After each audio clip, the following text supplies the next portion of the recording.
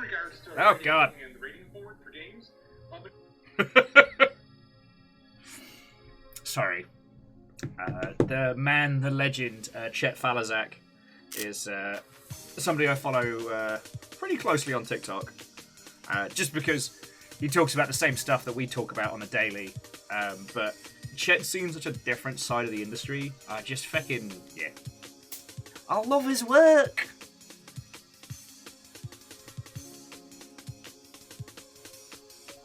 How you doing, baby boy? You come settle? Oh, is it raining out there? And Fearless, you finally got it! First!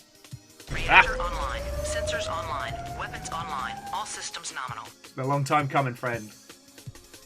And first. And first. I mean, for not just the 54 months, for everything that you do, friend. Thank you. How you doing? Snuggly, Crux, Watto, and welcome! I still feel a little bit like arse, but I'm tanking it.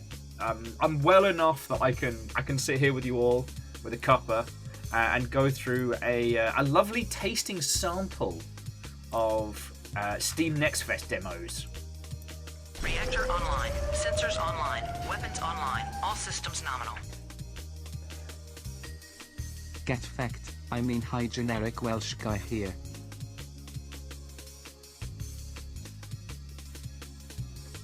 Megaboss, thank you for the 17? God, good at maths. Thank you kindly. Sorry, I didn't think you'd all be in so quickly. I was just doing some cheeky self-promotion.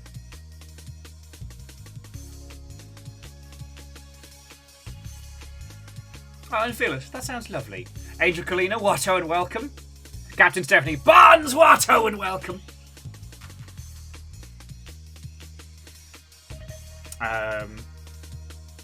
Yeah, I was not prepared for this.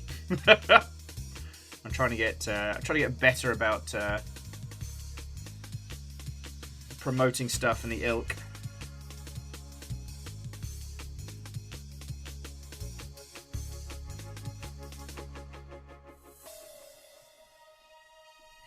Anyway, how are you all doing?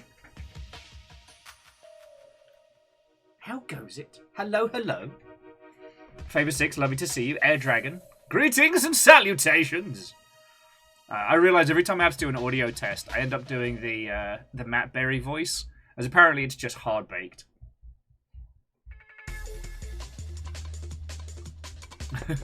Hey, Fearless, we're in Washington State. We can just say, hi as balls. I chickened out. I was feeling rough, I think it was yesterday, the day before, and I was like, you know what? I could just scoff 2 edibles and just, like, transcend time and space. I didn't do that, and I think that was a mistake.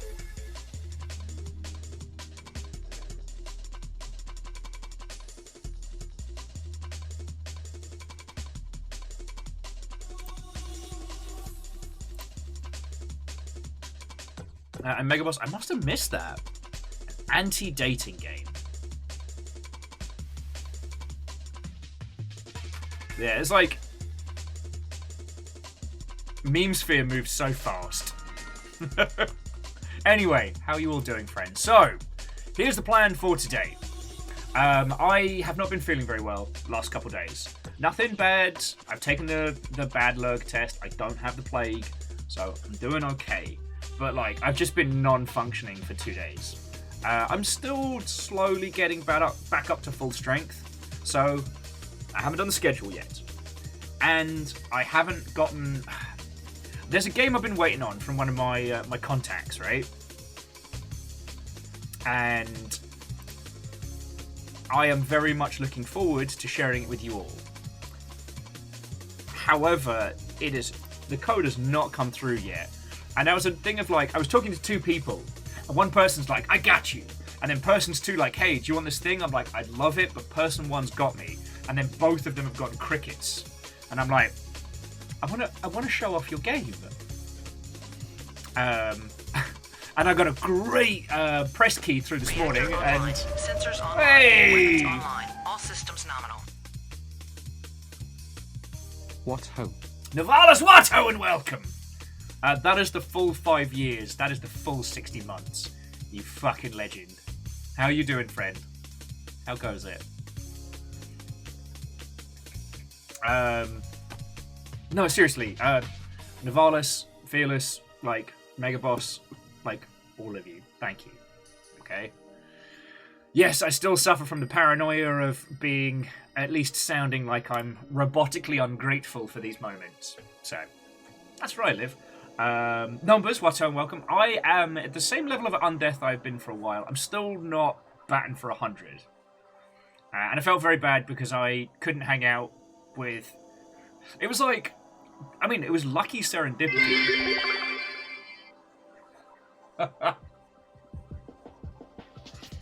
Honestly, Crickets on Tumbleweeds kind of reminds me of the Mega Wheel from the pod racing game. Which I don't know why that was always my favourite character.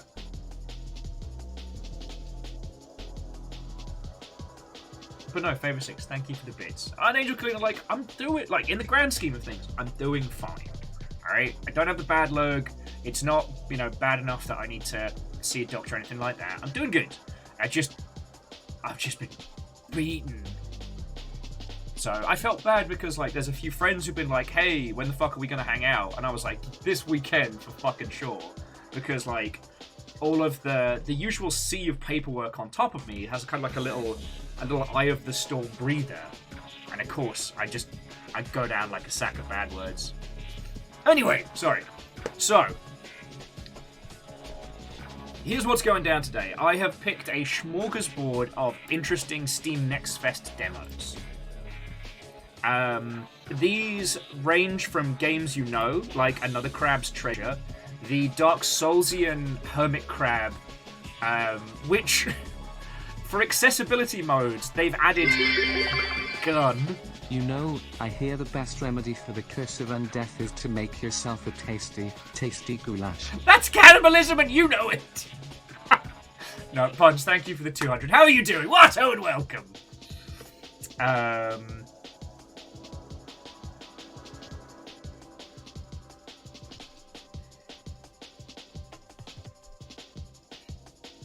Right.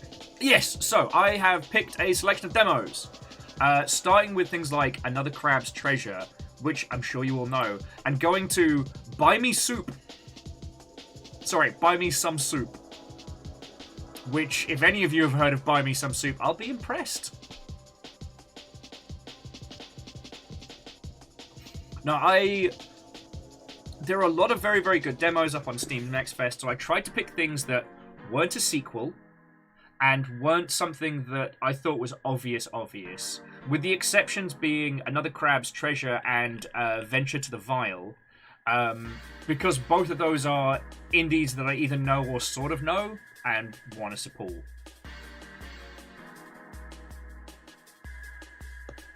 Angelus, I did see Little Goody Two Shoes doing the rounds.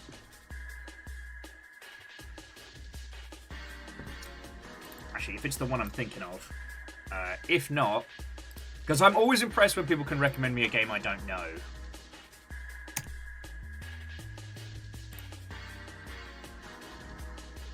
Oh, yes! I love this one because it's got that old kind of like first era CD anime intro. I'm not going to do the demo for that one, because I think that's one we need to do in its entirety, you know?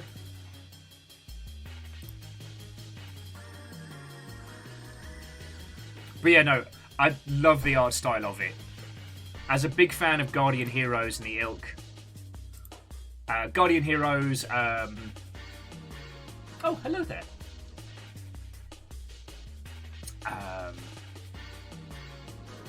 Wild Arms, that was the one I was trying to think of.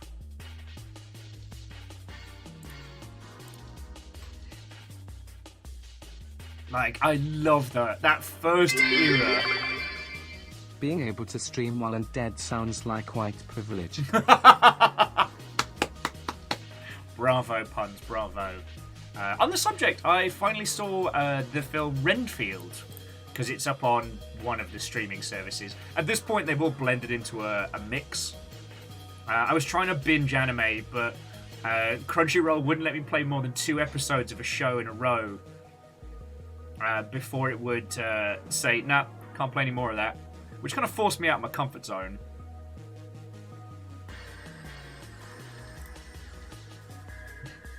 No, puns. Seriously, thank you for the bits, friend. Like, I not only get your support, but I get a cackling good laugh at the same time. I'm winning. I'm just winning. But yeah, so here's what I've got for you so far. I have another Crab's Treasure, which I wasn't going to, because we'll probably end up playing it proper. But then it struck me that, I guess, in Aggro Crab's full style of, like, fuck you, we do what we want, they announced either last week or the week before that they're having a full slew of accessibility options. Now, Another Crab's Treasure is, for all intents and purposes, a Soulsian game. Your health and movement style are dictated by what you wear on your back, because you're a hermit crab.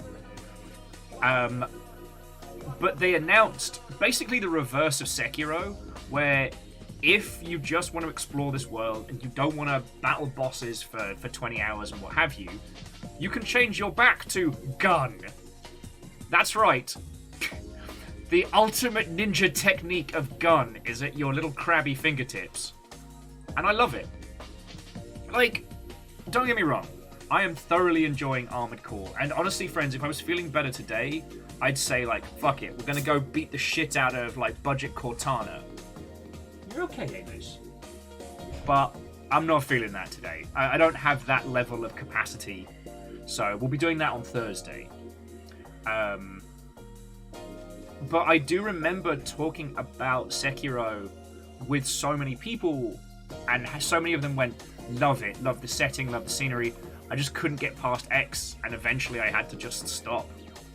And that's super valid.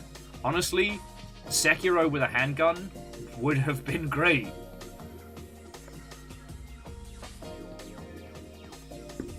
Just from something that's so clearly an accessibility option, and that, especially if a boss has been bullying you, allows you to feel like, you know what, fuck this guy.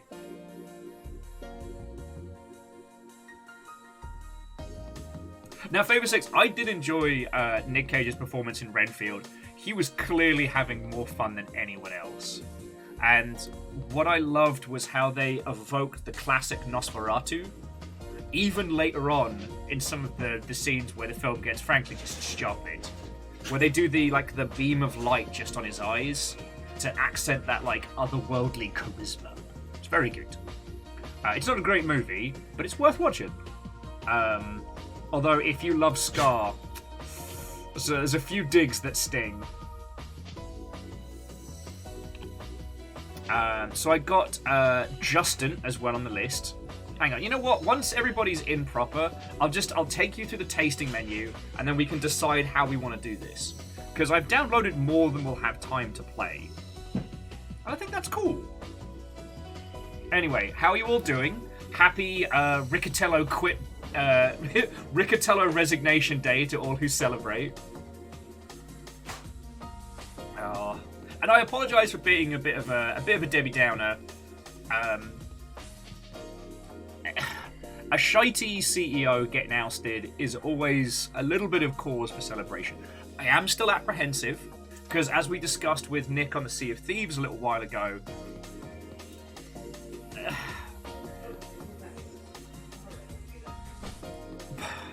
Ballbag Riccatello's leaving does mean that there's a lot less games industry people and a lot more Iron Source people. Did he peep? Yeah. When? Surprised you didn't see it. We just went downstairs. I think it was excitement. Man. He's been sad, but he's been sweet as pie all morning. He helped me promote the stream today. Oh, good. Yeah, because he's the only person in the house not making any money. I mean, it's not either. She's making negative money. River's working with you. River's supervising. And honestly, what would we do without management? Reactor online. The guinea pigs Sensors are on a online. hiatus Weapons from their online. usual All tour. systems nominal. coming up on my 1-year token. Bezos Heist 2.0. So I'll shut the door here. Okay. Sorry, PVS, thank you for the 11 months. That's fucking cool of you. So PVS, we don't have any plans for a Bezos Heist 2.0. Because the Bezos Heist was all about stealing ad revenue money from Twitch. And right now, the purple tick is only really good for my ego and for you lot getting to see Raft. That's it. Like, the purple tick doesn't change much for us. Although, ironically, if we did get the purple tick, we'd immediately be in, like, I think they call it, like, preferential partner or something like that.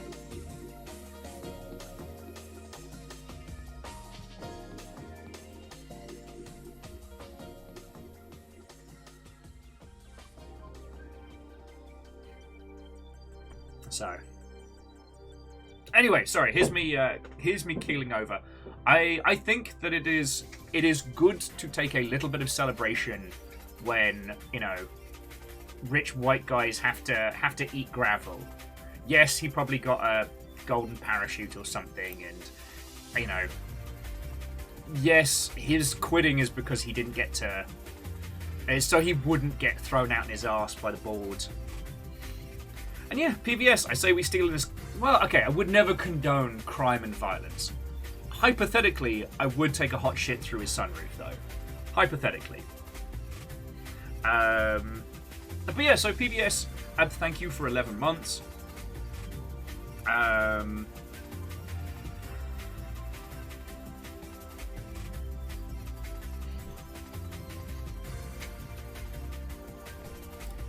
Like, if we do end up, you know, creeping towards the 75 concurrent, that's lovely. This year's been quieter than previous, so we currently rock around about like 45 as opposed to like the 50 in previous years, and that's fine, you know. That's stronger than so many peeps I know. Like, we're kicking ass.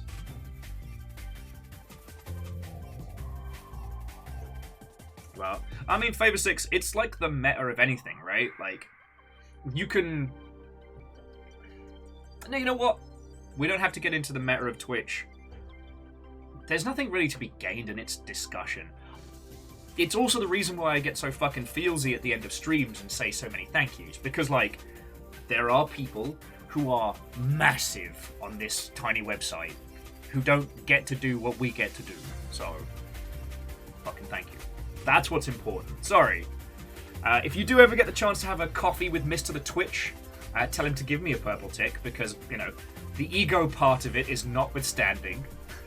But, yeah. Oh, and Dari Watto and welcome. So, friends, miscreants, Vikings, and pirates, I say greetings to you all.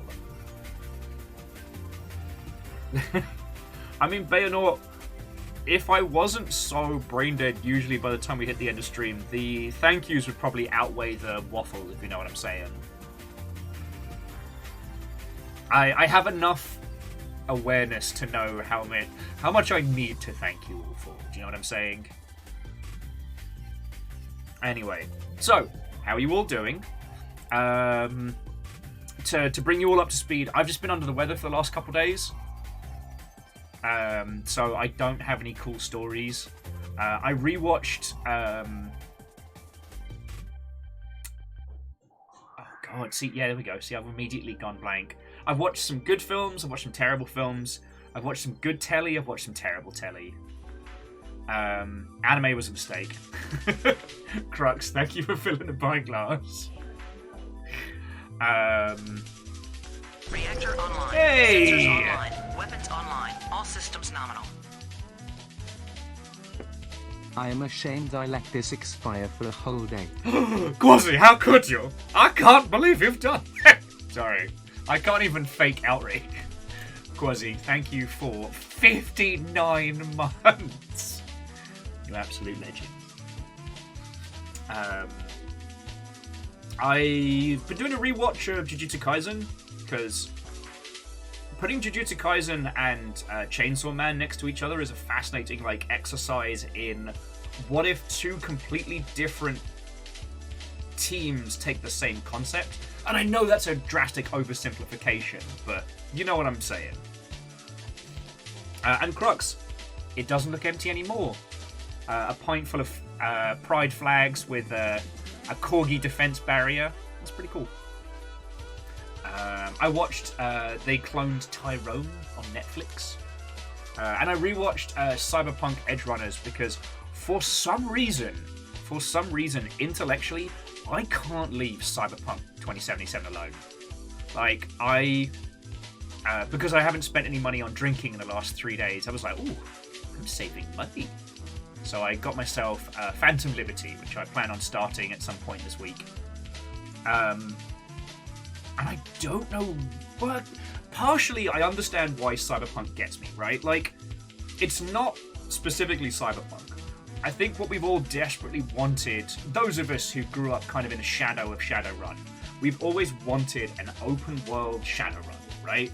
Something we could really get stuck into. And like, the current Shadowrun games are amazing. Like, I would still put Dragonfall up as one of the greatest Cyberpunk stories that has been told. And I haven't even had the chance to play Hong Kong, which I only realised this week. Yeti, I will be starting a brand new game. Just because there are a few little pockets of brilliance that I didn't get in my first playthrough.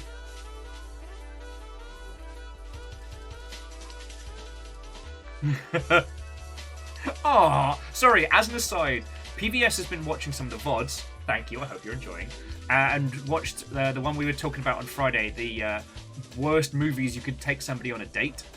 PVS took a lass to see Blade in high school and they ended up married. That's a happy story.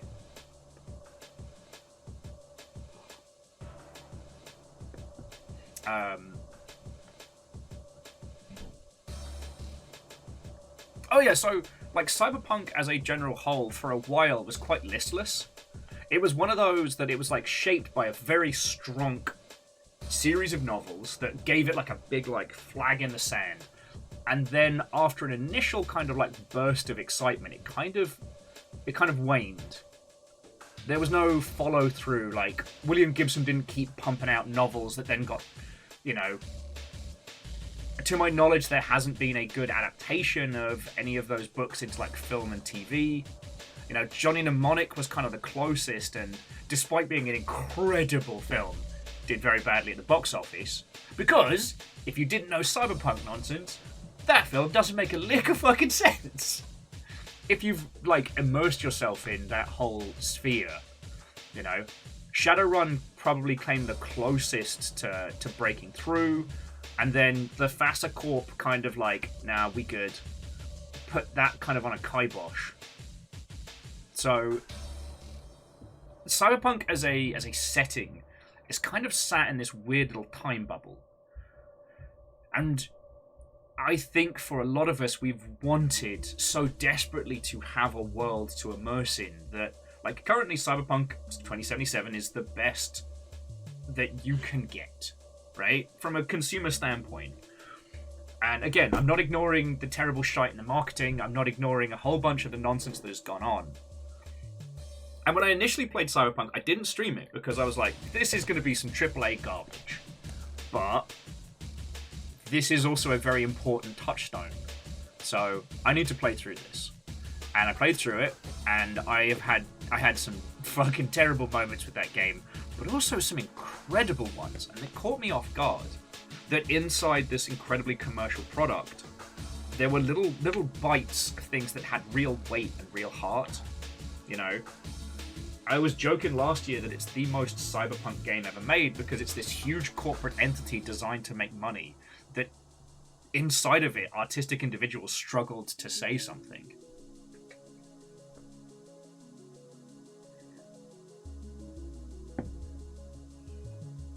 Oh yes, also going back to Johnny Mnemonic, yeah, the previews of it made no sense. Amos has strong opinions about Johnny Mnemonic. Anyway, so I find myself drawn back to it in a way that doesn't happen for me for AAA games, you know what I mean? So I rewatched Edgerunners There's actually some really interesting data over the at the end of last week about how much money they spent to turn Cyberpunk's perception around, which is somewhere between like 80 and like 130 million dollars. So that included the version 2 update, the Phantom Liberty DLC, the Edge Runners series, and a lot of that. Like, Edge Runners was paid for. Trigger did all the heavy lifting, but it was conceived and written by, you know, peeps on the other side. And you can definitely tell the mismatch in that a few times. But yeah. Sorry, so that's where my head's at the moment. I'm still chipping away at Dismantle. I don't know why I can't leave that game alone. If you do decide to play Dismantle, just understand that I'm about to hit 60 hours in it. And it's really good. It shouldn't be. Like, if you look at it, it should be like, oh, this is yet another top-down zombie game. Cool, great, brilliant. And yet.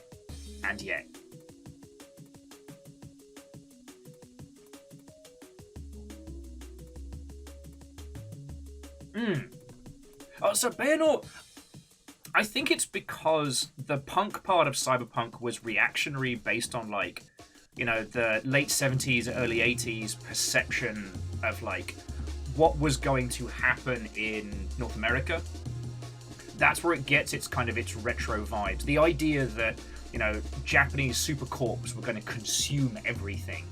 The concept of, like, aggressive digitization going, like, well beyond the means. Those were all future-looking before we kind of zagged, you know. Now, we don't have to hook our consciousness up to a group hallucination. We just have all of human knowledge in our hand at all times. Yeah, Earthman Dave, it is very much the future of the 80s, but from the grungy perspective of those who live it. No, and Kisa, you're absolutely right. Sometimes games got that brain itch. You know, sometimes the muse carries you in certain directions. I just try not to have white CEO syndrome where I can. White CEO syndrome being where your boss plays one game over the Christmas holidays, comes back, and then tries to make it everything about that, and also tries to equate all artistic discussions to that thing, as if to explain away why this. Do you know what I mean? I don't know. I guess that's something you probably have only encountered if you've worked in games or in a creative field. But there's nothing worse than a design meeting starting off and whoever is your most senior lead going, oh, so I've been playing this game over the weekend, and you're like, fuck, here we go.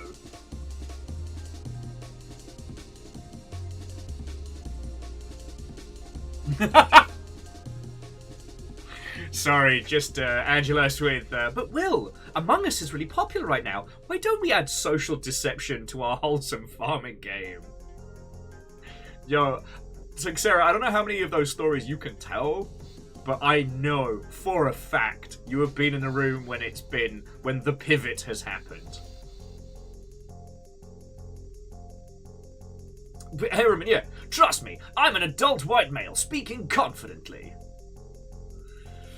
Yeah, well, what happens with a lot of these white management CEO types is they just don't even consider that they might be the most disconnected person in the space. Like, there's no hint of self-awareness. So they're still thinking back in their mind is still back in their 20s when they were consuming a lot of nerd media and their knowledge was at peak, right? But then they join a games company, or they start a games company, and they have a family, and all of their time gets pulled in 5 different directions, and they play like 2 games a year. But they still want to feel that, like they have that level of like authority of knowledge, right? You know? Or that, I think it's better to say that they never have the self-awareness to understand that they no longer have that. There's a better way to put it. And so I'm always fearful of that. I try and keep up, especially on my like biz dev knowledge, as best I can. But there's definitely been a few times over the last couple of years where my knowledge has just been out of whack.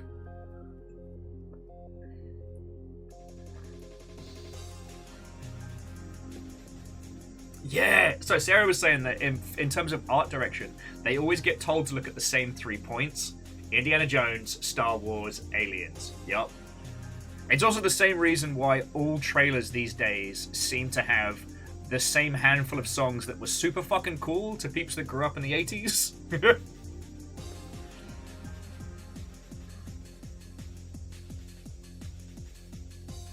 Oh god. So Greybeard was asking a fascinating question, which is, if we took the same forward future... If we took the same forward future philosophy that William Gibson took for, the founding of Cyberpunk now, what would that get us? I think that it would be very hard to break that down without getting into some really dark, messy conversations before we get to the future of it. I do think that's why no one's really kind of touched upon that. I mean, Earthman Dave, you're not wrong. Earthman Dave was saying that's mostly post-apocalyptic. Very true. I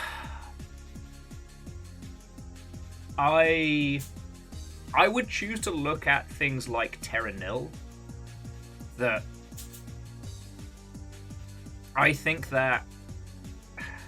And I'm not trying to be evasive, Greybeard, and I'm not trying to be like, let's only talk about happy things! Who's got their gummy bears?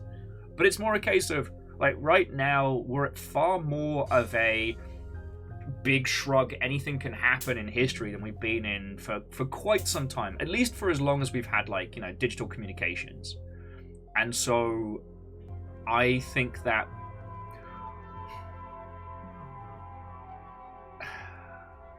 at least personally, I would prefer to think about turning that artistic intent to how it could be better rather than how it might be worse. Does that make a weird sense? Because yeah, he was talking about, like, yeah, he mentioned all the carbon. That's fine. Like, that's a good one. Yeah, honestly, Fearless, like, Terra Nil's where I would prefer to take it. The idea that we could invent technology so cool that it can restore the fucking planet. Like, thumbs up. Love to see it. I've been playing Dismantle, but... Sorry, and here's me doing the white CEO thing, equating everything to the current game I'm playing. But one of the things I have enjoyed about that is that the general philosophy is it's the bittersweet apocalypse. Like, everybody's gone, but nature is returning, The game is primarily about breaking down what was and rebuilding something for you. And I like that.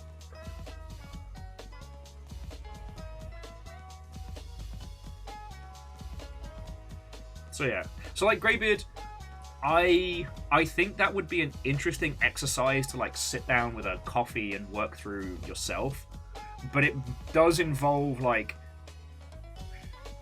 Well, okay. So if we had to do this, we're not saying that we're going to take this conversation topic through, but if we were going to, and we don't immediately reference Indiana Jones, Aliens, or Star Wars, first thing we'd have to do is look at like the core values of the kind of title we want to make. Then we need to essentially take a step back, because it was much easier for someone like Gibson to write Neuromancer. Hey! J-Post, thank you kindly. It's much easier for Gibson to write Neuromancer than it is for someone like ourselves to create an equivocant, like, cyberpunk future, because we're so inundated with information, right? Like, there's never been a time when, as individuals, we haven't been bombarded with, like, news and facts and feelings faster. So Well, okay, what are the things that work for that one? You need a future prediction. You need at least one semi-apocalyptic event. One of the things that works very well for the cyberpunk situation is the idea that the old internet is now this like hellscape of viruses and rogue AIs and rogue ice and things like that. Every city becomes its own self-contained local network because the internet as a whole is fucking like a dark, twisted brain melter. So that creates a situation where you have these kind of like these bubbles, these pockets.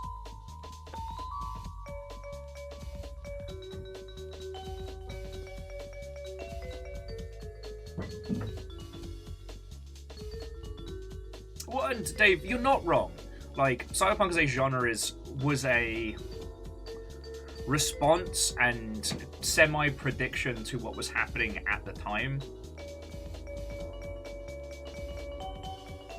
And Angelos, like, I know you were joking about Black Mirror earlier, but yeah, Charlie Brooker's whole wouldn't it be funny if, oh wait, no, actually this is dark as hell. Yep.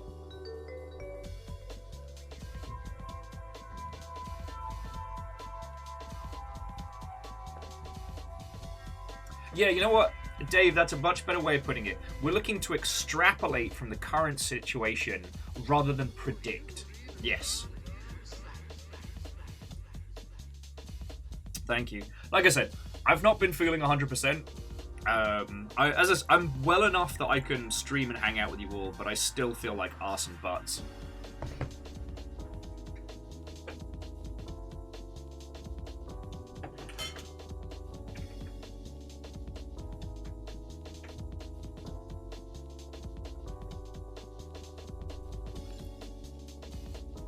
So I tell you what. So Greybeard, we'll put this one on the shelf.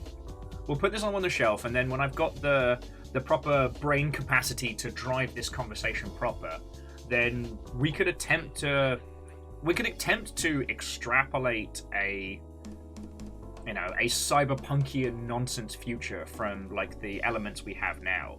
But the problem is, like, in the same way that cyberpunk deals with, I wouldn't call it out and out racism. However, like,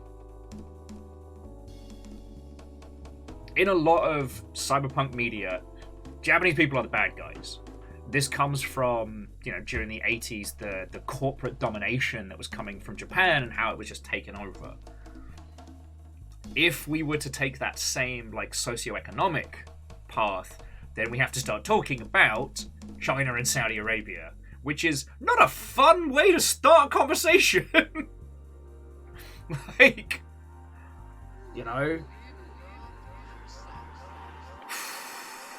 hell, you could write some incredible fiction about what happens when fossil fuels go. And I know that seems like such a contrite thing to talk about, but so much of the socioeconomic sphere that we deal with is based on oil prices. What happens when one of the most affluent parts of the world suddenly no longer has the thing that makes it affluent? Like,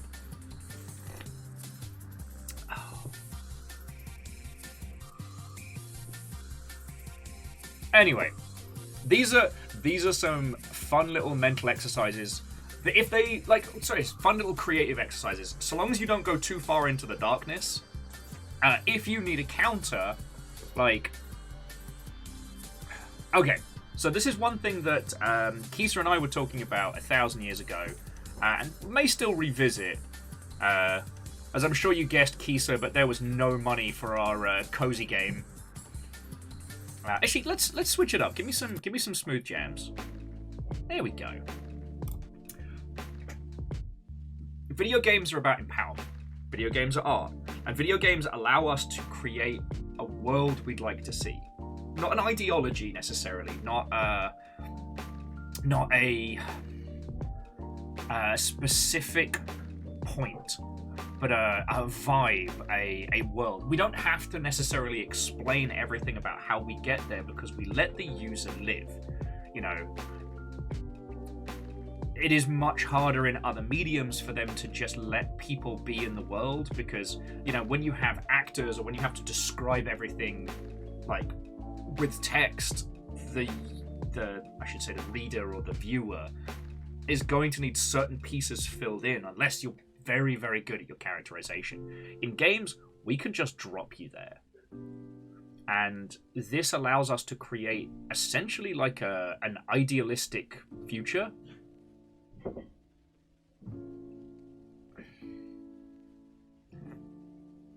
And one of the ones that I was talking about with Kisa is the idea of like the cozy restore and live. I wanted to make a game about basically living in a Studio Ghibli style forest and rebuilding this gorgeous little cottage. And every day you go out and, you know, collect resources from this mystical forest, and you come back and you just rebuild this gorgeous cottage by the side of the water. You have a rifle over your shoulder to deal with the more fearsome elements. The rifle is essentially a misdirection. It ultimately becomes about understanding the forest. You know, you need to use the rifle as either a deterrent or a distraction. You know, ultimately the gods of the forest, which reside in its deepest, darkest regions, cannot be killed, they cannot be slain. They can be bargained with, they can be avoided or curtailed, but they can never be destroyed. You're given a gun to give you a familiarity in a first-person setting, and ultimately it becomes about building this warm, comfortable home. Yeah, Kisa, we had some good stuff on it, and yo, if there's ever any money to make it, I'm grabbing you.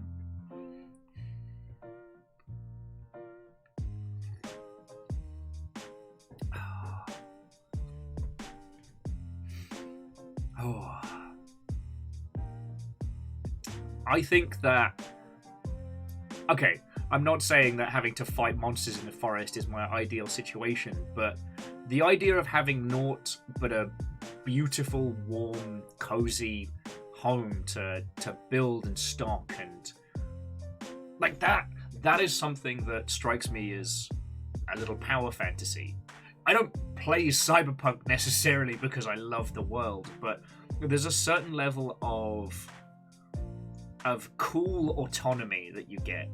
The power fantasy in that is that in a world where everyone else is held down by these social constructs, you aren't. Fearless, yeah, no, that's a great place to start out. City builder, similar to like Nausicaa, Valley of the Wind, or Princess Mononoke, things like that. Balancing the acquisition of resources without like angering the spirits.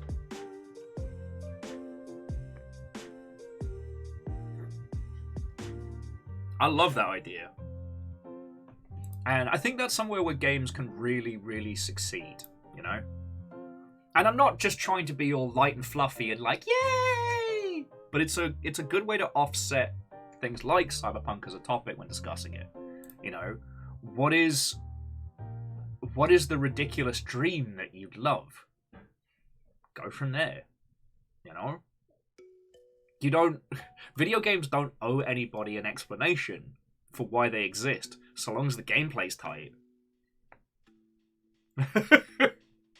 I mean, Sarah, you're not wrong.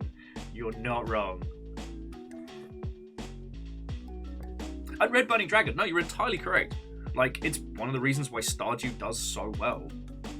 Like, for me, Stardew's a little stressful because, like, the time limits and the seasons and stuff, but ultimately, you are given a house, you are told, no, you are not working your corporate programming job anymore. Now, you have your little place. You want to grow crops today? Go for it. You want to go punch slimes in the gob? Cool. It's up to you. Except for the seed store is closed on Mondays. There's an empowerment to that is something that people wish to see. The dream, non-alienated labor. I mean, yo. Oh, sorry. Red Bunny Dragon Point it's Wednesday, and Kisa just Zoom. Kisa, I don't remember a time when you didn't Zoom. I'd need empirical evidence of non-zooming Kisa. But Yeah. I think this is just a nicer creative exercise. Because... And don't get me wrong. Video games and art aren't just about, like, ignoring the bad and only looking at the good. But I think it can be very freeing to sit down and think, what... with no limitations. Like, let's remove, like, money, socioeconomic bollocks out the whole thing. Like, no limits. What's your dream? You know, what would you do? And can you create that in a game? And if whatever it is that first springs to mind is super messed up, maybe tweak it so it's not quite so messed up. But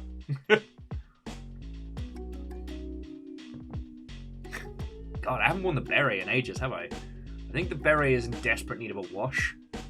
I think it got Amosed. Not peed on, but he threw it around like a doll, and I kept meaning to wash it. There's like if I remember right, there's a special way.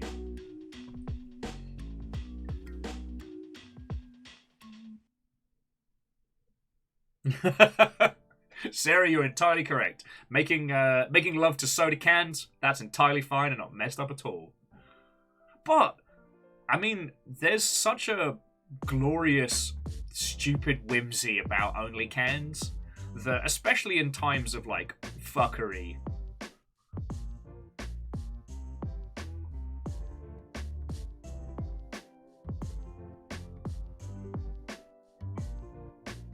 I guess the other thing to bring into mind is when looking to create any kind of, like, we'll call it punk media, right?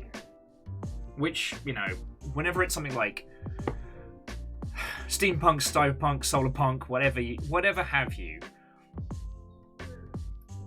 even in dire times, you do need to create a sense of hope for the character. And I think that's also one that's very, very important. You know,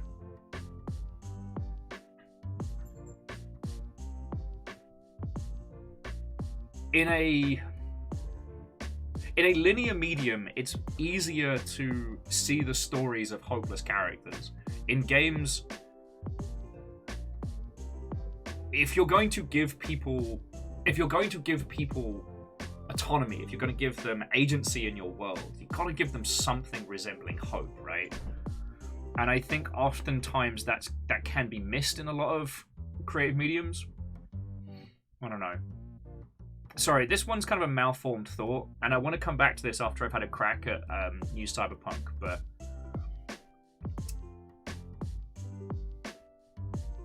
the drive in Cyberpunk is that you have a cool guy stuck in your head, and if you don't get him out, then your brain gets scrambly bambled. However, you are presented hope to that situation as you continue through, as opposed to focusing on the impossibilities of going up against Arasaka itself. Do you know what I mean?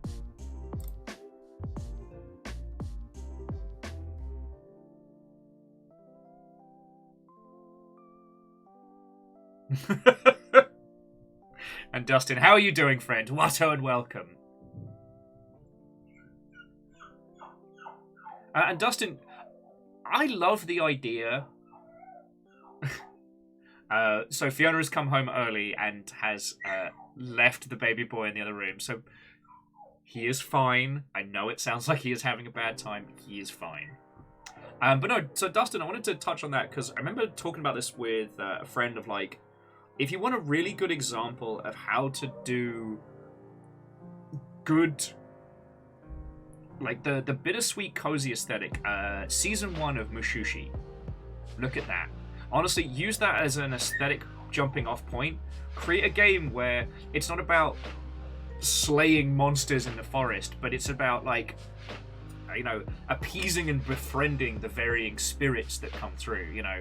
Instead of it being like Yokai Puncher 7, it's like, alright, these are spirits, demons, and creatures. How we make friends. How we make life better.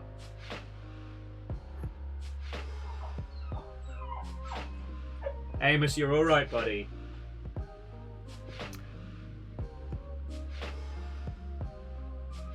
Anyway, sorry, here's me completely going off on arty-farty topics. You know I love talking about this. Quick little games news. The Stadia exclusive Pac-Man game will be coming to Steam. So congratulations on importing that. Yeah, Numbers, you don't just cure separation anxiety. Feck. Humble Games made a very confusing statement today about how they were going to be ending their monthly game service, but they're not ending their monthly subscription thing, so... on the subject of Stardew Valley, there is going to be a Festival of Seasons tour, which I believe will be a full chamber orchestra playing songs from Stardew Valley. Vanderbeest, Watto, and welcome. Jackie, lovely to see you. Jackie, it still cracks me up that the team from Seattle making a game about Seattle got taken off of the game about Seattle, and the team who have been given that same game are from the Midlands. I'm still in two minds as to whether or not we should worry about Bloodlines 2, because it's the same team behind Everybody Went to the Rapture, which was interesting, but it was not an action-based skill RPG about vampires. But the PlayStation 5 is simultaneously getting a price reduction and a price hike. The PS5 will be now launching with and without physical media drive. The without will be slightly cheaper than the existing one, but the with drive will be more expensive. So, big shrug question mark. John Riccatello's out from Unity. That's neither really here nor there. There's been no announcements about any further changes to their business model. So, if anything, I would expect it to get worse. I'm sorry. Vanderbeest, thank you for the pint glass. And we got a bunch of inside info about... I don't know if you remember the Lord of the Rings Gollum game. We got a buttload of info about that whole thing.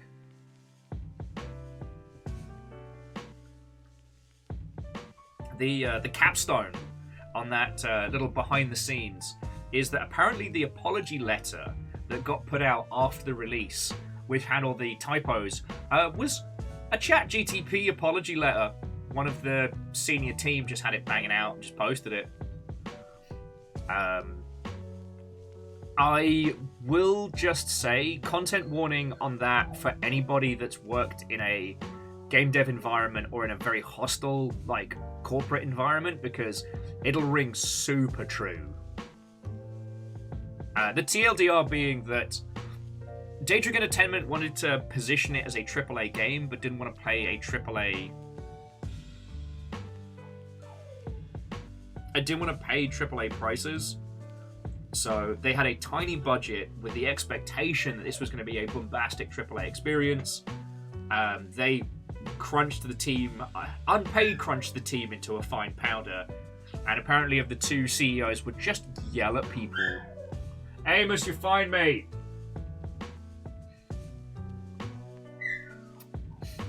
That's my boy. Dredge has sold over 1 million copies, and are currently delaying their DLC, but mostly because they want to do more with it, which is feckin' cool. An alleged Watto and welcome. Hello, hello. And I think we talked about CG Projekt Red forming a union and stuff like that, which I'm very, very happy for. Like, the people who need to unionize desperately are Rockstar. But that's my boy.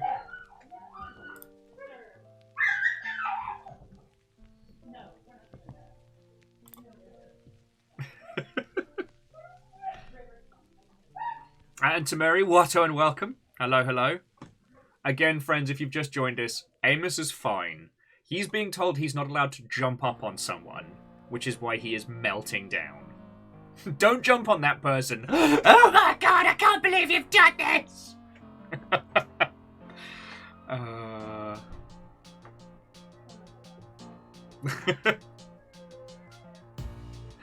Lordy, lordy.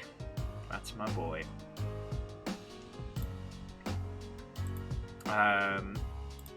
Actually, I haven't checked the hot sheet since I had my coffee this morning.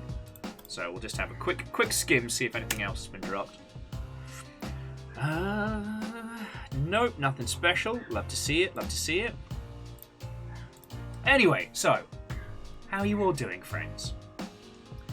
How do I make a video game? Well, it used to be Unity, but now, download Godot, click the Make Game button, set the graphics to either Indie or AAA, and then decide whether or not you want to just add multiplayer, and jobs are given. Hamsternator, I've not considered giving Amos a cardboard cutout of myself. I'm worried it might be like teaching him how to attack.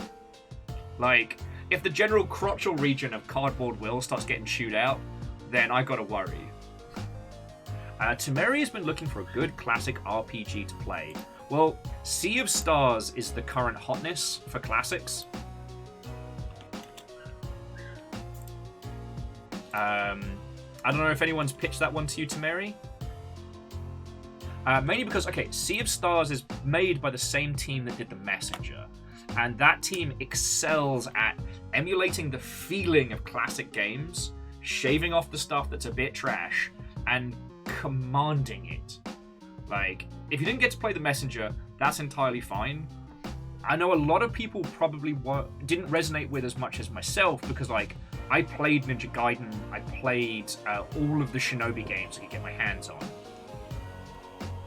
And Sea of Stars, The Messenger flipped between, like, 8-bit aesthetic, I should say 8-bit game design and 16-bit game design. Because I don't want to call it...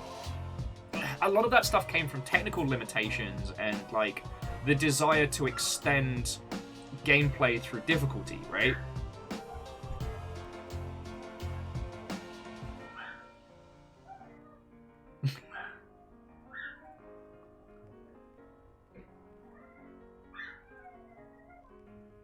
So yeah, Tameri, Sea of Stars is excellent, and it is made by a team that truly understands why games like Chrono Trigger were so good. So it's not just a retro game.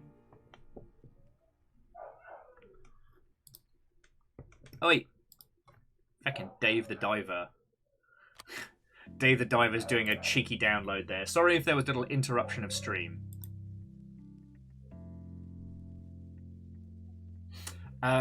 So that would be my recommendation.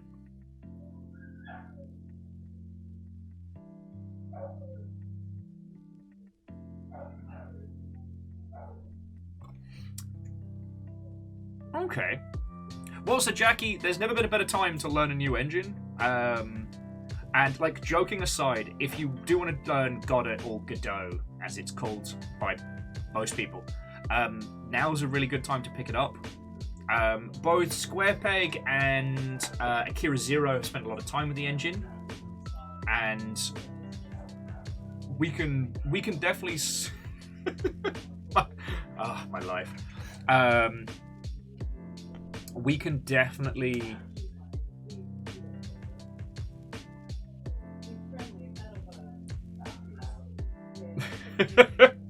sorry, bear with me just a second, friends. Bear with me just a second.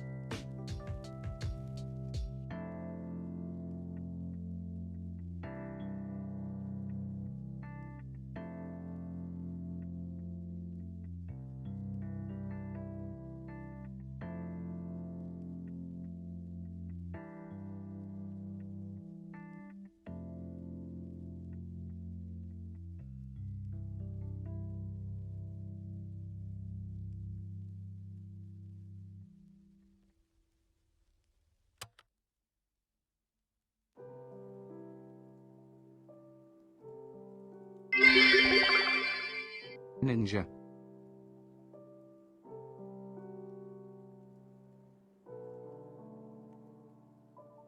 Sorry for the wait, friends. I had to nip to the... Quasi, you feckin' legend. And Jackie, you know what? Yui's a stable setup. So, good on you. Good on you. Sorry about that. I was... I realised I had the squirty bottle. Right, where were we? God. At some point, I really want to try out Eternites, but I don't think I can face the visual novel levels of reading.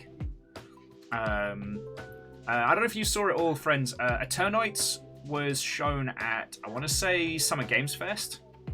And it's like one part like classic Japanese visual novel, one part like Soulsian hack and slash, with this bizarre date and survive thing going on.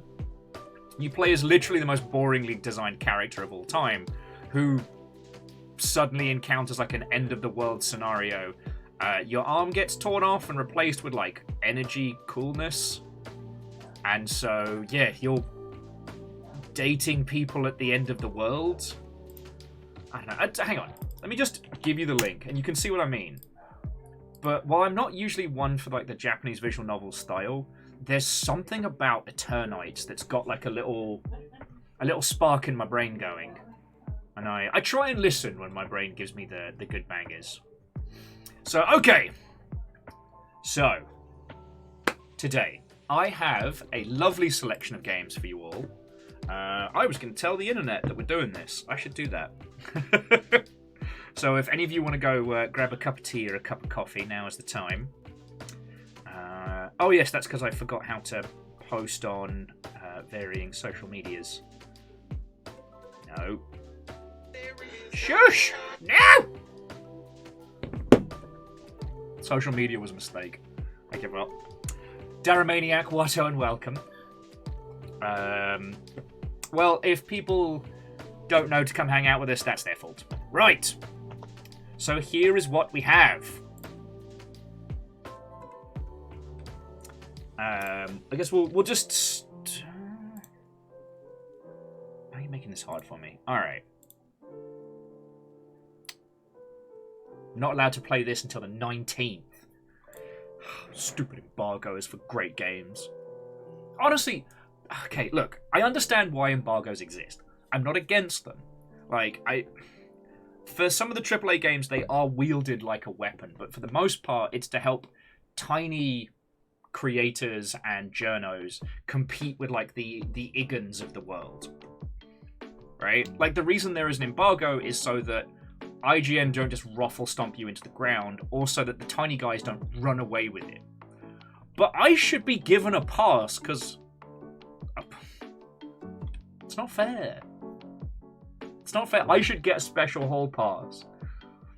Because if you haven't seen this title, this is Leica. I forget what they called it. It was like a Bike Troyvania.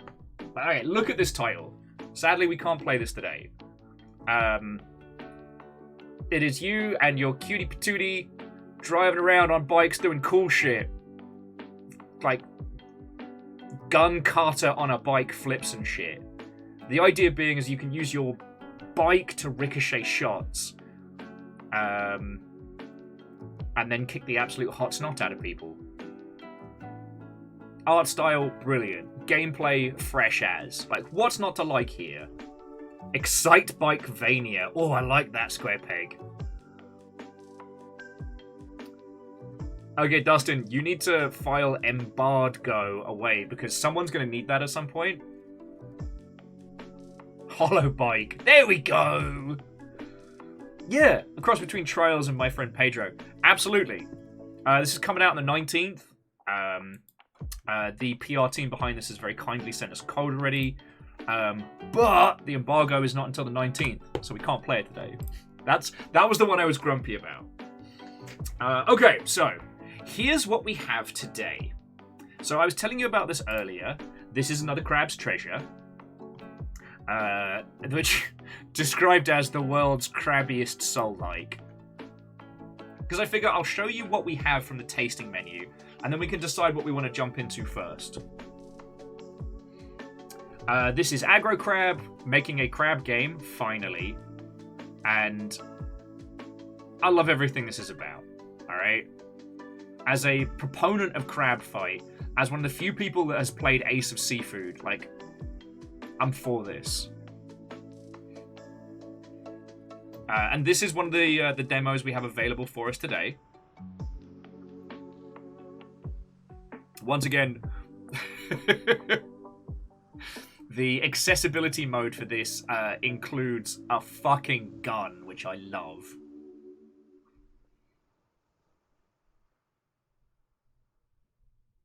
Oh, I just realized how horrifying a pistol shrimp's going to be. So Number says, legitimate question. What is the appeal of Soulsian titles? No, actually, Numbers, I think that's a really good thing to discuss. I'll put on the next... No. I'll put on the next video. So, hi! Interrupting my tunes.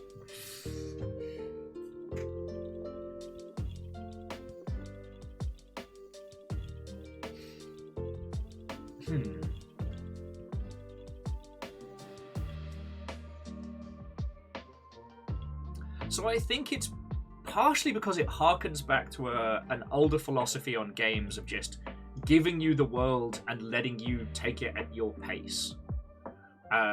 There's a style of 3D combat that I think resonates with a lot of people. And when we say Souls-like, we're meaning a very, very large proportion of titles. But I think if we look at the core fundamentals, the 3D combat, the struggle and succeed of it all, it creates this classic feeling of like hero on adventure, like insurmountable monsters that only you can overcome. In a lot of titles, you get to create your own character in that space, which really gives you a feeling of... Okay, Dustin, the fact they haven't used shoals like... Fuck, I got DM the Aggro Crab people. Like, the reason why we saw Dark Souls take off in the way it did was, you know, it took the Demon Souls philosophy, made it multi-format, but at a time when people were feeling very constrained by the AAA, lots of corridors, lots of set pieces, lots of, you know, grizzled white protagonists with gruff voices. Dark Souls went, make your own character, have your own adventure. I'm not going to tell you what the fuck to do, just go. And I think that hit well. And Angelos makes a good point. The risk-reward of a lot of the progression systems is very appealing. You know, do you go and bank your souls now to beef up your character, or do you make a run for it? As opposed to things like permadeath or like destructible weapons, for example. You never permanently lose, but it creates minute-to-minute tension. The more you progress before you bank your progression, the more you have potentially to lose. So those little encounters become quite spicy. And yeah, Phyllis, the gradual feeling of overcoming escalating challenges, I think that's where it comes from. You know, if you remove the environmental storytelling of the Soulsian titles, then you get that core experience. A lot of people said that, you know, Dark Souls, the original, was very evocative of classic Zelda. You know, that feeling of exploring and learning and discovering that was your journey. And I appreciate that, you know.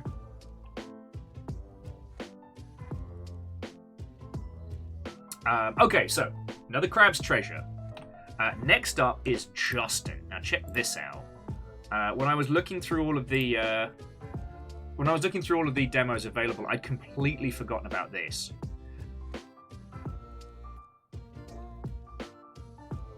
And I don't know if it's the wall village of Nia. I don't know if it's the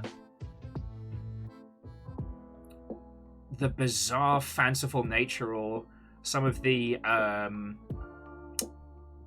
not emergent, the procedural animation systems and stuff like that. But yeah, you climb up. And not in one of those meme challenge game kind of ways, like it's just a game about climbing. You know, I love these kinds of titles. So you can understand why this is definitely on the list, right?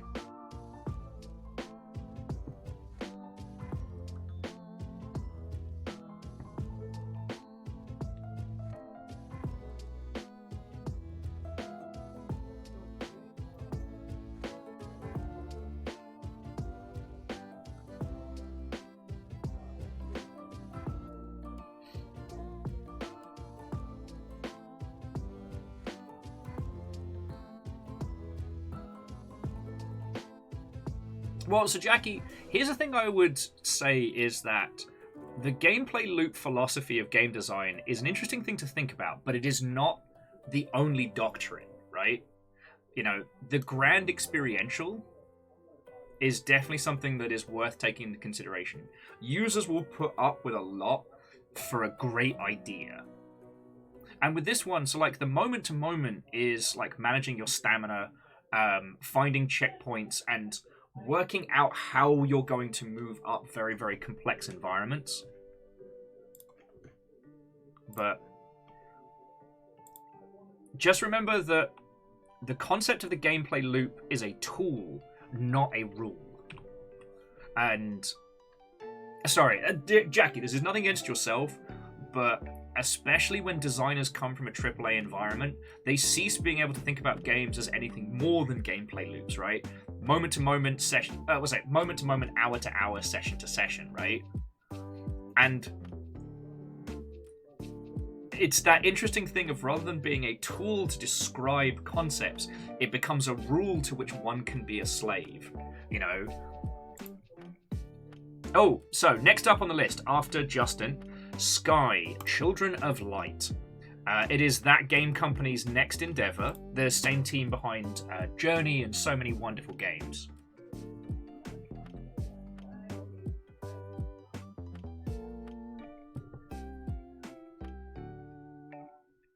Now, I believe this has been on other platforms. So, this one isn't if we want to today, but like, this is a known quantity.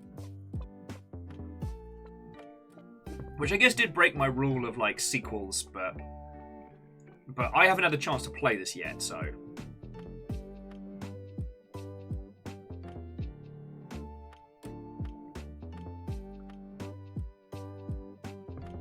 Well, and Fearless, remember that there were titles that Breath of the Wild took its climbing experiences from.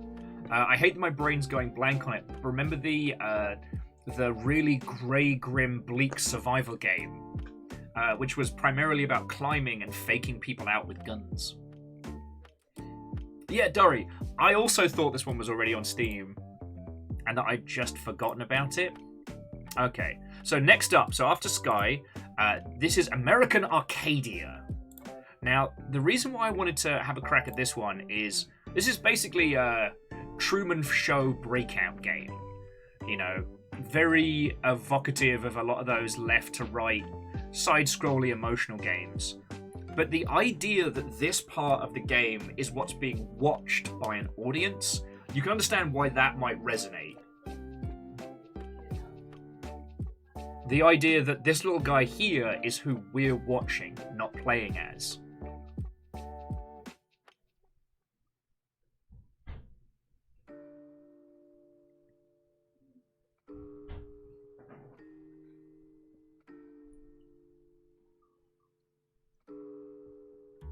What? So again,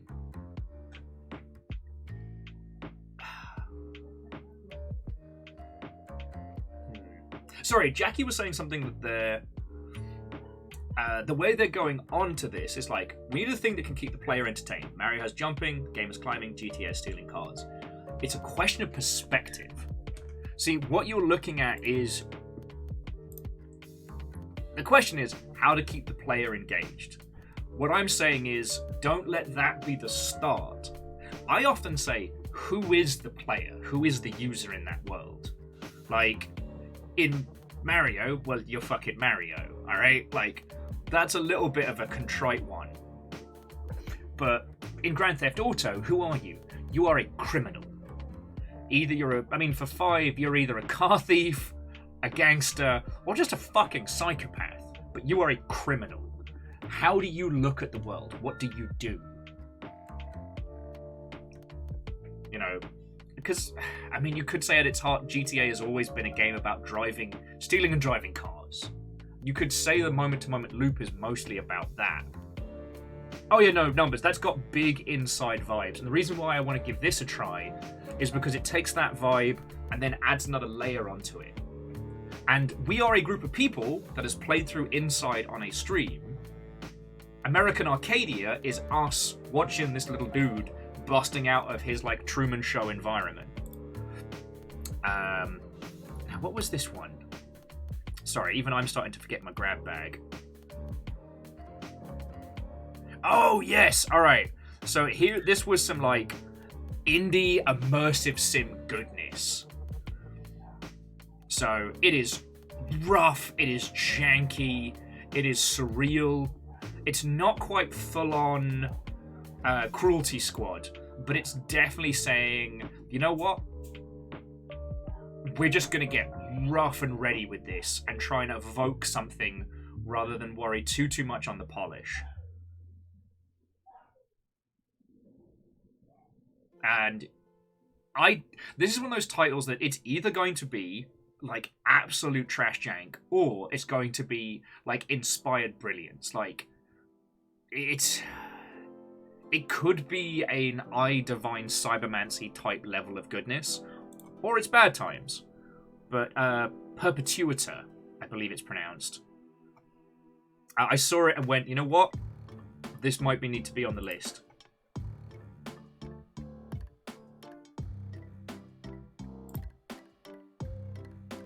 See, and Jackie, this is why I love discussions about, like, the creative process of video games, because where you come from ultimately is what will shape what you create, right?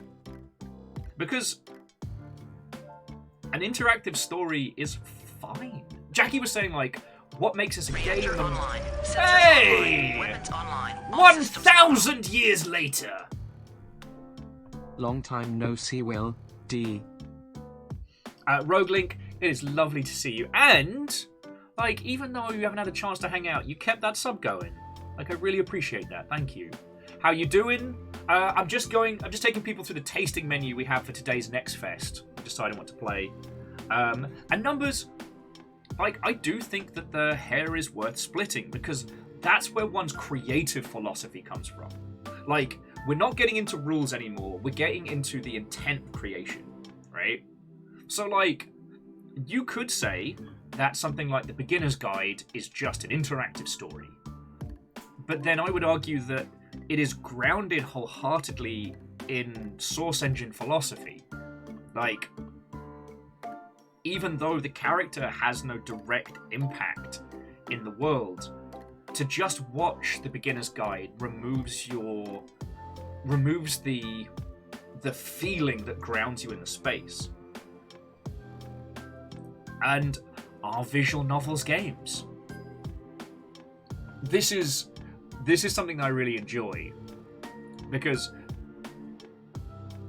I would say yes, visual novels are games. They just have the most simple barrier to entry, in the same way that idle games are games, right? And to Reborn Nora, Watto and welcome. I'm doing lovely. Little bit low energy. I've kind of been laid up ill for the last couple days. So that's why we don't have a proper schedule today. But I'm picking a smorgasbord of games, and we're having a fascinating little discussion. But I just want to say very, very quickly, so Jackie and Numbers, this is a discussion that shapes how you look at a game when you're starting to create it. And that will ultimately shape what comes out of it. You know, it is entirely fine to create a systems-driven title with no intent beyond, let's see if this all comes together.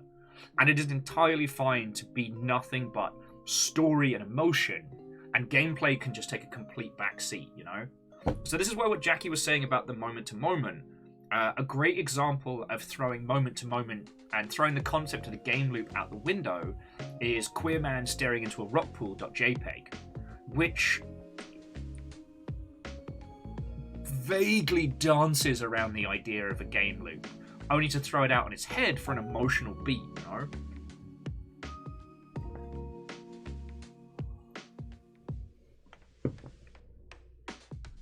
And Quasi numbers, and that's entirely fine, you know?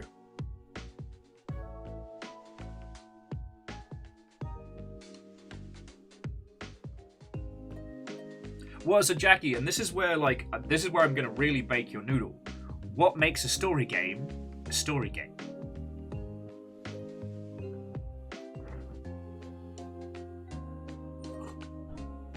We've been talking about Souls-likes all day, but I mean, all of the Soulsian titles have incredible stories, but they are not story games, or are they? This is why I like I said, I try and get people to stop and think, who is the player? Because I think that's a really good way of framing how the rest of it comes together. Like, who are you playing as in this space? Are you yourself experiencing it? So, like, Factorio, technically, you're this tiny little dude, but if we're being perfectly honest, Factorio, you're just playing as yourself. Same with Opus Magnum and stuff like that. Grand Theft Auto, you are playing as a character. While you have freedom of their movement, ultimately what drives the narrative forward is that character and their progression. Of which I think Nico is probably still the best character so far, but that's another story. JRPGs have enough text and narrative and are ultimately about, you know, a group of friends overcoming impossible gods. I don't know. So I'm not trying to be an arse here. So like Jackie and numbers, I'm not specifically trying to be like all like, woo, story can come from anywhere. I'm more just like, without the help of psilocybins, I'm just trying to do some brain expanding.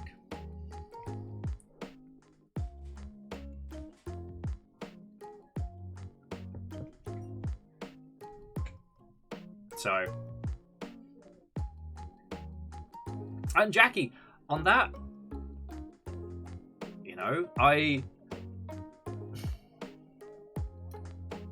disagree, but I don't think that you are wrong. Jackie was saying that if you look at a game like an onion and you keep peeling the layers away, what is at the core? What is the player's role starting the game and getting to the credits? I would say that there are a larger portion of titles that are never about finishing them. They're never about seeing the credits. And this is the point where we really want to look at, if we were discussing something you wish to create, we'd look at that and work outwards. And I promise again, I'm not just trying to be an arse. I'm not like, oh, well, your generalist statements allow me to be a dickhead. I promise I'm not doing that. But I will always veto the what is the contribution of dopamine. If you try and create a title that's just chasing the dopamine, then you end up in the you end up in the post Quake 3 era of shooties, of multiplayer shooters, doomed to die at the bottom of the internet.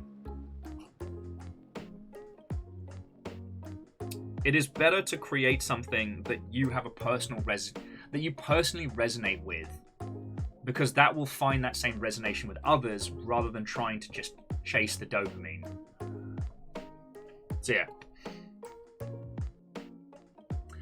Number says, what is a game where seeing the credits is not important? I mean, I can be a dick and just say Tetris. Like, I don't know if you all saw the cutscene in Tetris, the one. It's in there.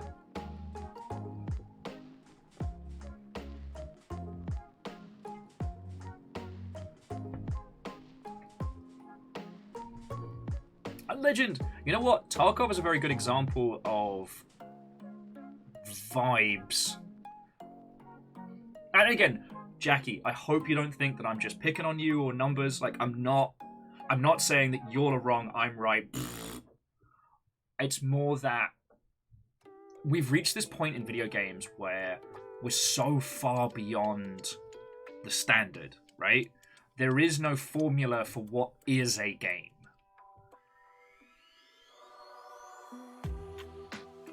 And so let's say Jackie is looking to create a game that emulates the feel of stealing cars and driving around in a Grand Theft Auto style open world. Love it. Brilliant. Fuck yes. How can we help, like, expand? So the best example is obviously Driver San Francisco. Because Driver San Francisco is a game about just driving around San Francisco, right? But the experience, holy hell, the experience. You are a person in a fucking coma possessing people across San Francisco to help them with their problems through the powers of driving. Like, that is some anime tier bullshit, and I love it. I love it. You know, why are you stealing cars? If we want to go back to the inspiration from it, like, you know, the infamous Gone in 60 Seconds. You know, Nicolas Cage being fucking weird and stealing cars. Is not a movie about a guy doing it for the funsies of it. It's not a movie about a guy stealing cars to make money. He's gotta, but he's good at it. He's the best. But he's afraid of this one specific car. Like, that's his challenge to overcome. You know? What are the demons that lurk in the hearts of machines reflected in men? Yeah, Roguelink.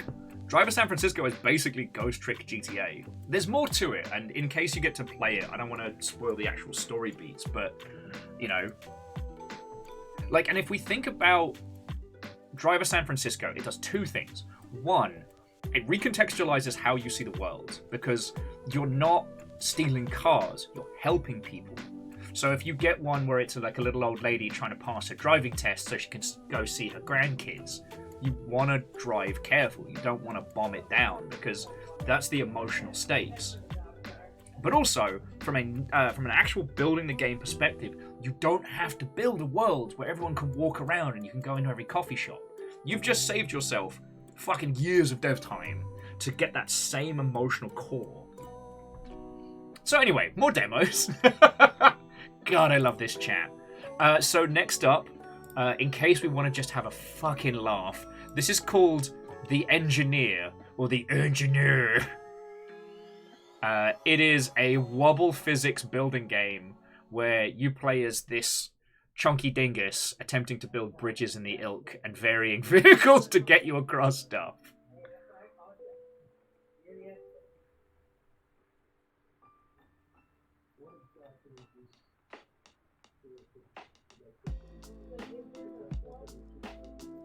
And Varbles, I don't mean this as a contrary statement. I think it's just an interesting thing to think about, that Bethesda games are essentially, at their core, two different games living in the same place, right?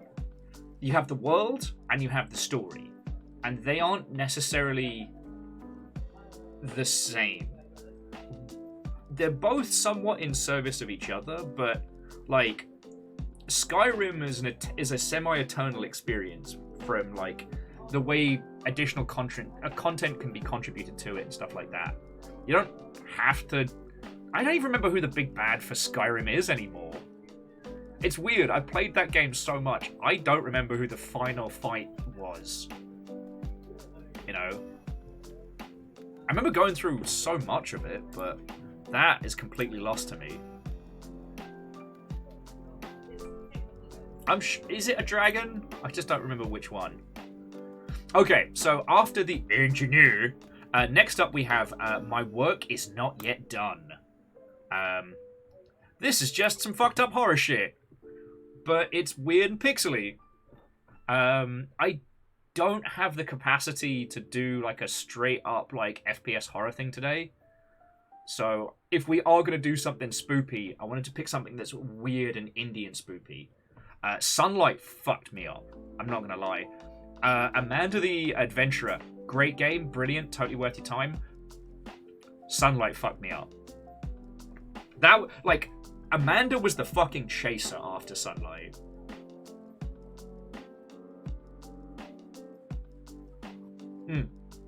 And Legend, thank you on that one.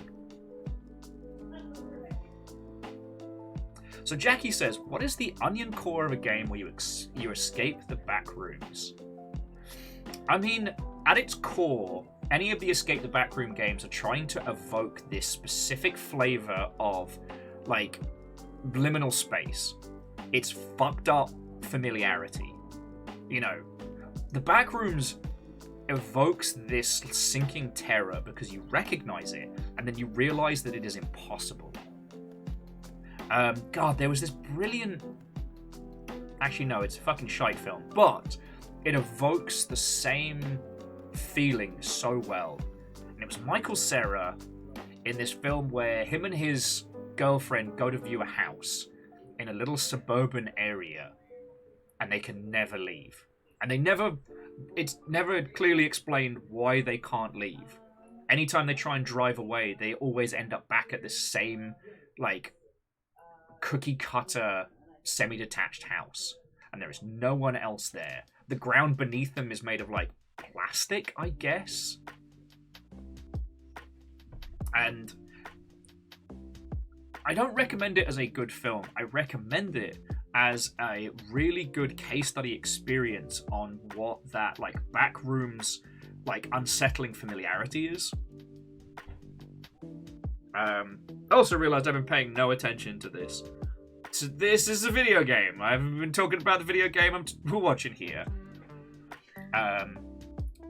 This is a very, very simple, chunky pixel art kind of horror. And I think its slow, methodical styling is going to be very evocative of Darkwood and stuff like that. So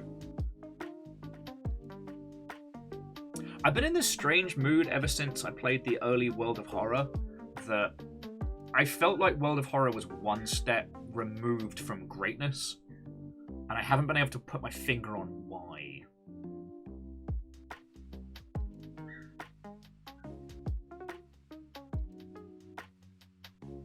I mean, Jackie, that's a solid setup. Do you have, like, a general grounding, like, thematically of what you want to do with that?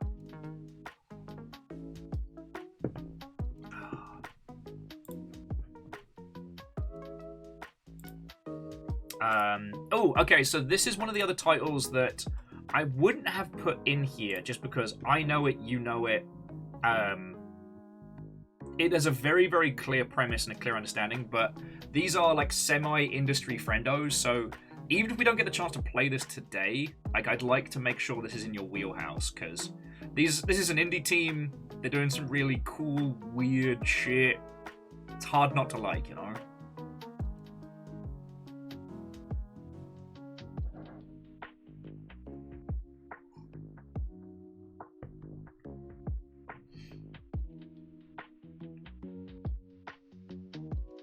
Although, so Jackie, one of the demos I almost downloaded, sorry, going back to the the back rooms, is someone has made a game which is called Break the Backrooms, which is the backrooms concept with destructible terrain. And the reason I almost got it, I didn't download it because the demo was like 20 gig, and I was like, fuck off. They clearly have a very, very bloated development. They don't know what they're doing. But they've completely missed the point of the backrooms, right? Like a familiar but impossible to control environment. Something that should be mundane, but due to its impossibility becomes far beyond your control. You know, if you could just smash the walls in the backrooms, what would be the point? Right? And I almost got that downloaded because I was like, imagine creating a game that seeks to undo the one thing that your premise sets you up for. I also got this one called Exhausted Man, which is about someone who's just fucking exhausted trying to do basic tasks.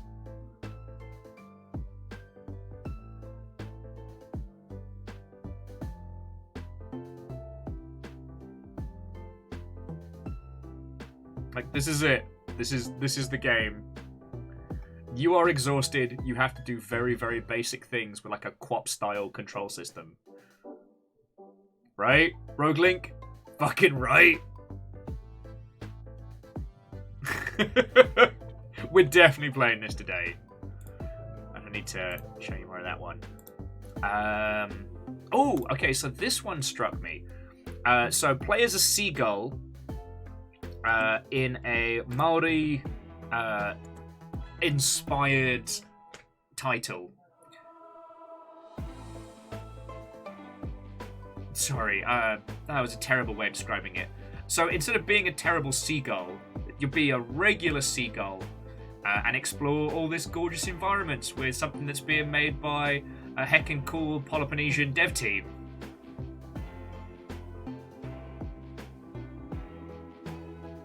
I wasn't going to get it, and then I saw that penguin going, ah! And I was like, alright, we might need this.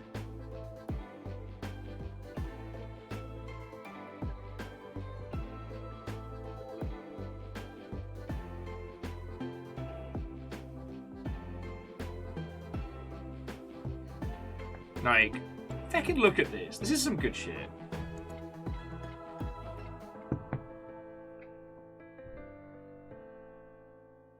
Oh, and, like, hey! No pun today, just G-subs and friendship. Cheers to you, friend. And I hope you're having yourself a good Tuesday. I'm just showing everybody the tasting menu available for today's Steam Next Fest.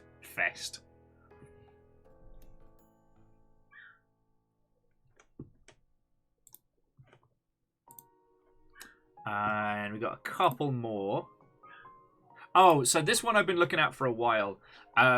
So I've been intrigued by this one because it's called Moselina, and it is a hostile interpretation of an immersive sim where nothing is planned and everything works. So let me bring it back.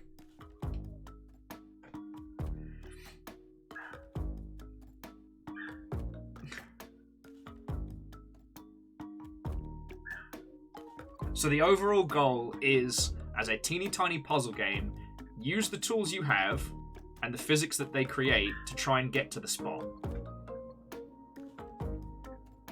How you make it work, that up to you. But yeah, you have to hit the squidge, make it back out.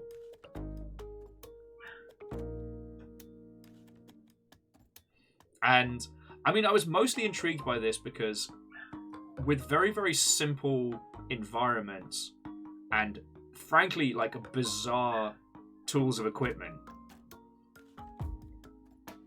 it might genuinely embrace that whole immersive sim vibe.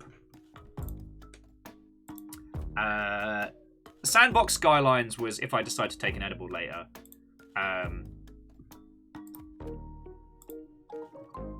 There we go. Like, you don't need me to explain this.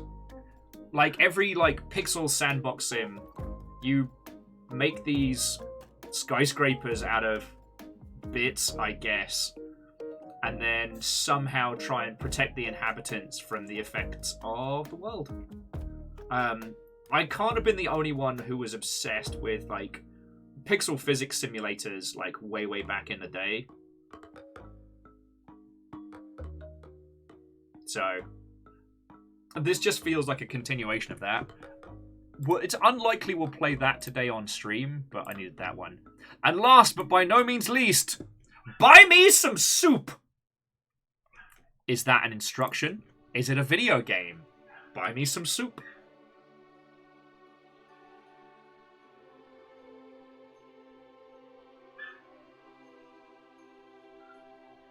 Don't open it. Don't do it. Soup. Soup. Buy me some soup. That's it. Just buy me some soup. Soup money. No, I wasn't actually asking you to give me money for soup. Jackie, feckin' terror. Thank you. Alright. Yeah, you know I've got a weakness for any of these kind of like post-hypnospace titles.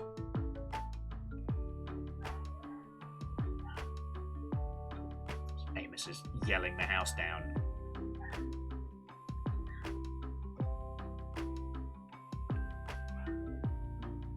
Stop that incessant clicking. Soup! Jackie, thank you kindly.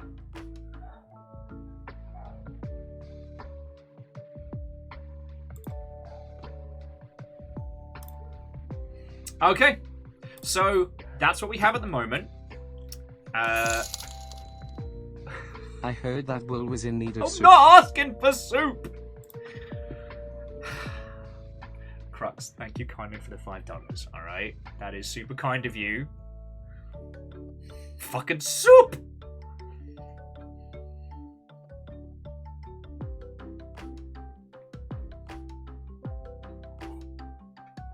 Okay. So what we're going to do is we're going to get a little poll going. Oh shit! Here's money for foe. Get great soup. New soup! Akira, fucking thank you, friend!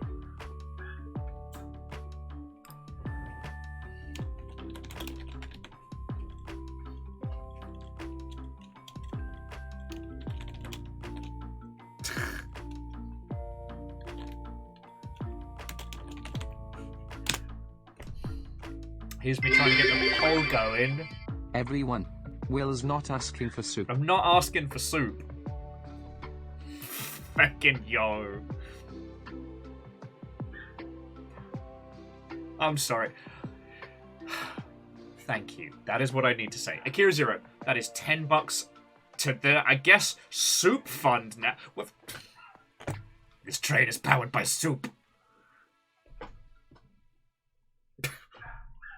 Soup! No soup for you. We've already passed the first station on this train, powered purely by soup.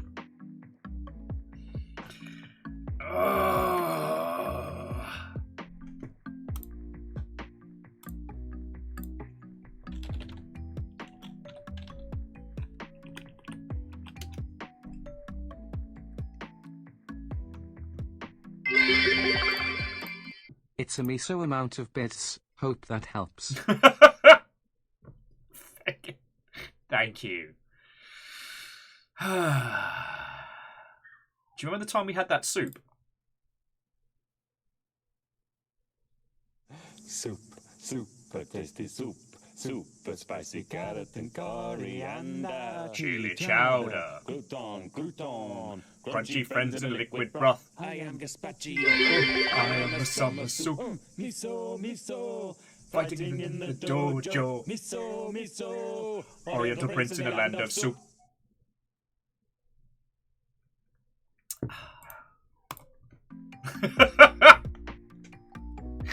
Fuck it. Sorry, I had to. I'm not made of stone. Either I was going to sing it or the Boosh was. Amos is fine. He is currently in the back room, and he is not allowed out You right want now. a loud Which is real why he's soup? freaking out. Only a fake. Foe, if you will.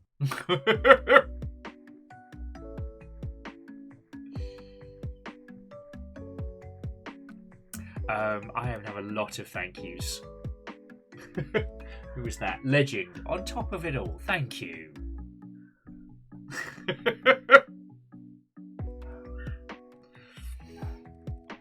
You know what? We might need to kick this up a gear. Incessant clicking. We might need to kick this back up a gear. There we go. High-speed soup train is now in action.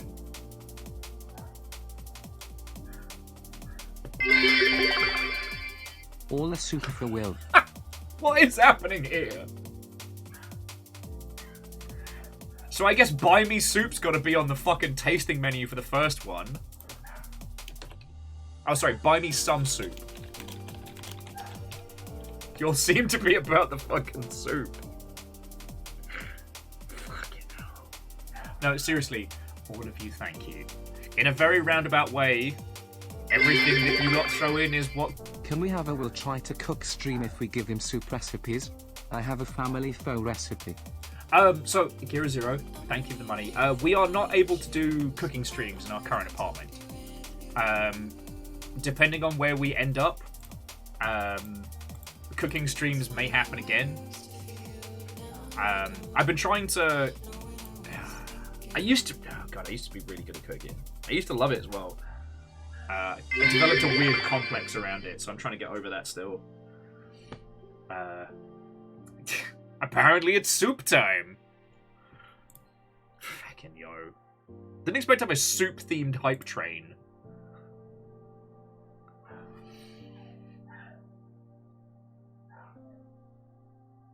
Okay, so what is going up against Buy Me Some Soup? Or are we just in agreement that Buy Me Soup is the first game we're playing? Because we've got another crabs. Did you know that Darktide is something called a soup gun? It's called that because of the consistency it reduces its target to. No, that makes a lot of sense. That makes a lot of sense.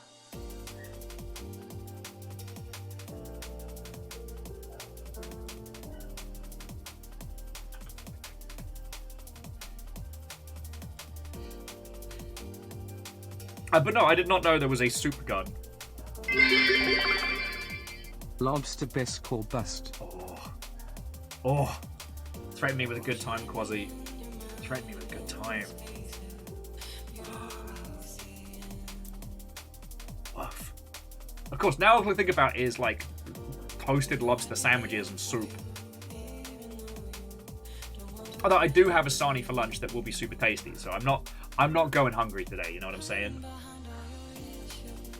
Fiona got like a buttload of leftovers from work, so like I had a croissant for breakfast. Lovely. Lunch, big sandwich. Big soup. No, but seriously, all of you, thank you. Okay, so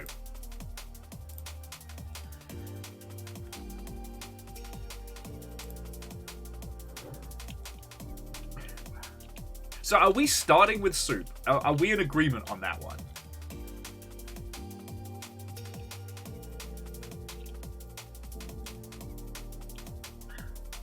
I mean, it's only the demo. Like I said, we're just doing Next Fest stuff.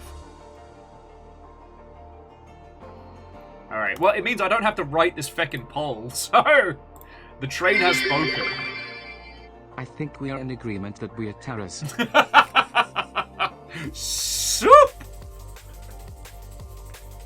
No, Crux and all of you. Fucking thank you, alright? As Dave says, the people have spoken, and they have spoken the word soup.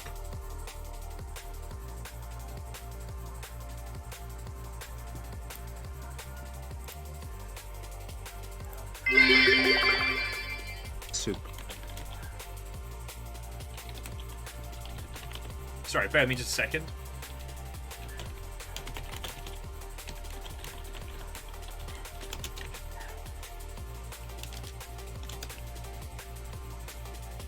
And Ed, fucking hell! 1,000 bits of fucking. This is a lot, thank you. Sounds super. News!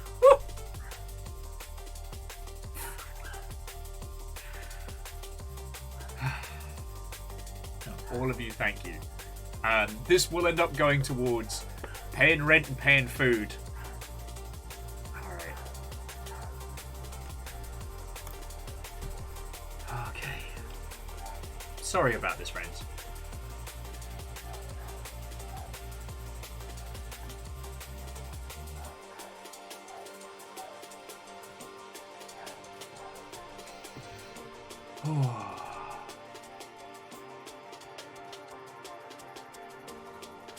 All of you, thank you. That's what I'm trying to say. Alright.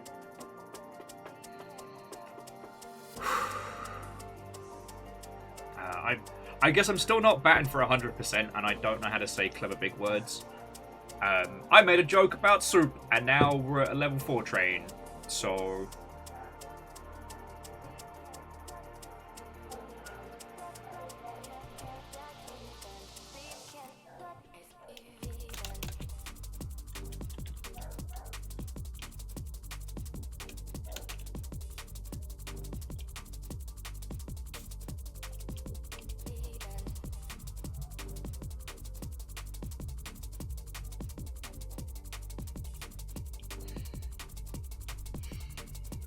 Yeah, no, Dave, you can't argue with...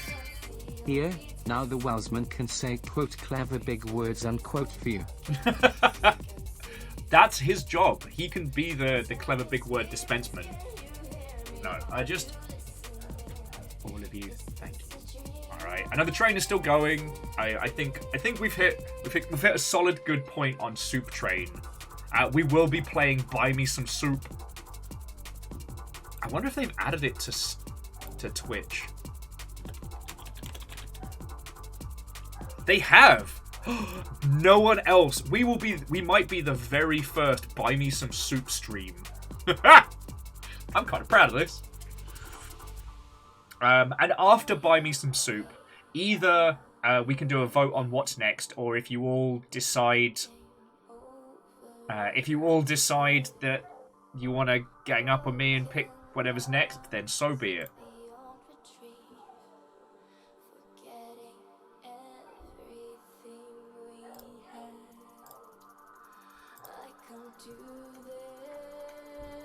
I can't do a visual one. What I can do, friends, I can just do a little snip. So,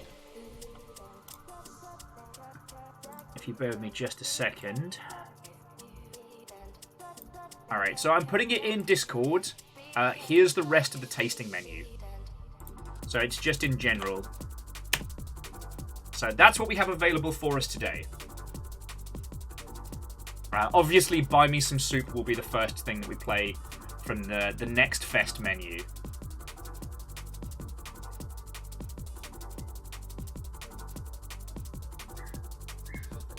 Does the tasting menu taste like soup? I mean, the soup tastes like soup. The chicken might not. The breadsticks are definitely not soup. If you have any questions about what is and isn't soup, please ask your server. Sorry, I wasn't challenging you all. It's just, with 5 seconds left on the clock, I think it's safe to say that we've hit peak. There we go. Right! Without further ado, dear friends, let us begin our first game of the day. And again, do not worry about the baby boy. He is fine.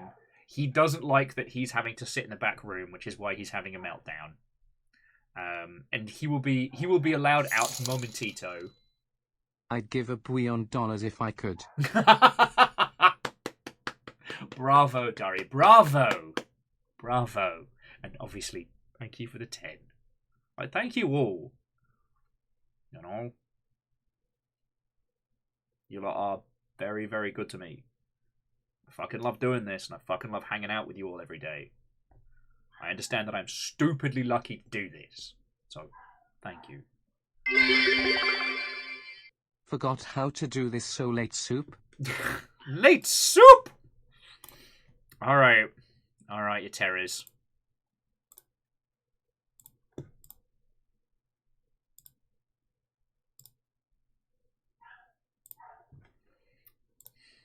It's soup time, I guess.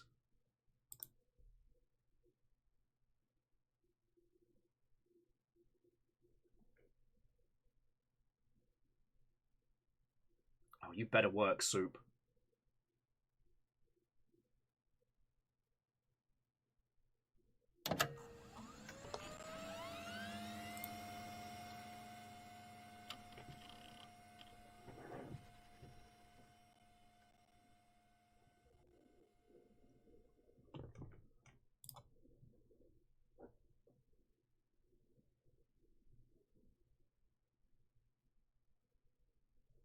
Ah, beans. I think we almost forgot to put in the extra... Wait, what?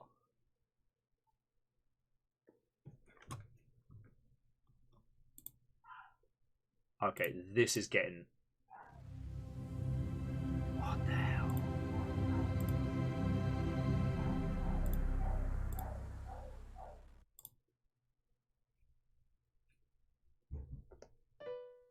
Hang on, we gotta... Bear with me just a second, friends. We got... No!